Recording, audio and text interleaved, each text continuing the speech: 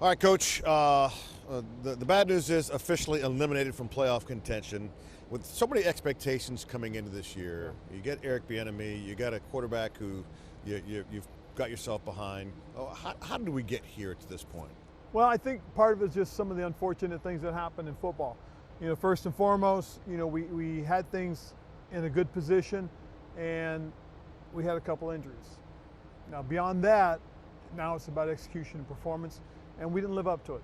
Mm-hmm. Defensively, we came in and we felt we could be better, and we didn't. And so, again, those are things we have to look at and things that we have to get adjusted and get corrected. How difficult has this year been for you? You had to fire a friend in Jack Del Rio, and again, not get to where you wanted to be.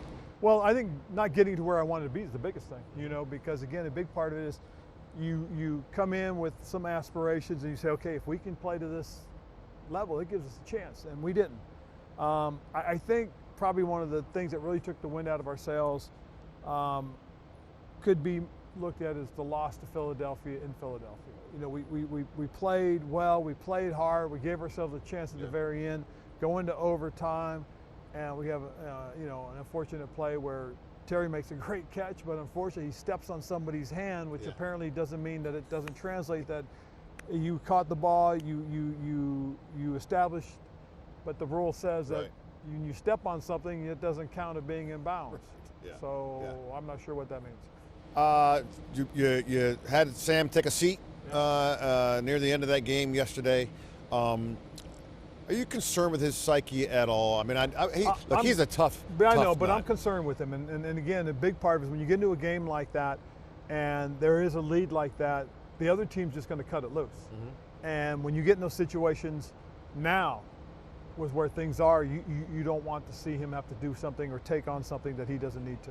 And how do you counsel him now with 3 games left? I think you said after the game, he is our starting quarterback for sure. The thing we have to understand is about him learning, growing, and developing. And when we get to a point where, that I feel that potentially could be a negative situation, I've got to do something. I've got to take care of the quarterback, and that's what I have to look at it as. And when you have the savvy veteran that you do in Jacoby, a guy that you can see how he uses his experience to go out and perform in those types of situations, that's a good thing. And it's a good lesson for him to watch and learn.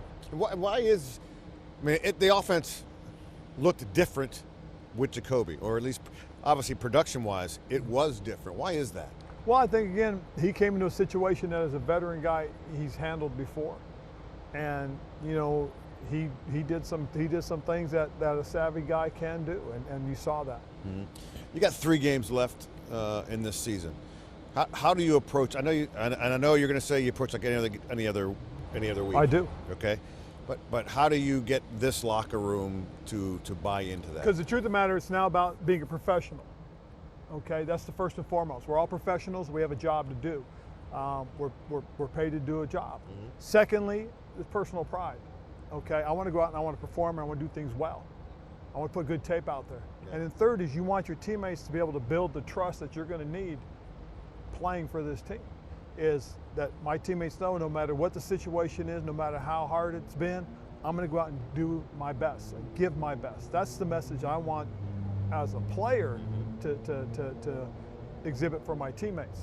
And that, as a coach, is all you can hope for, is that these guys will understand those are the 3 things that we've got to do. When you look at the tape, you guys are the defense was backed up a lot yesterday. I thought they played, this is a guy from outside the company, I thought they played pretty stout.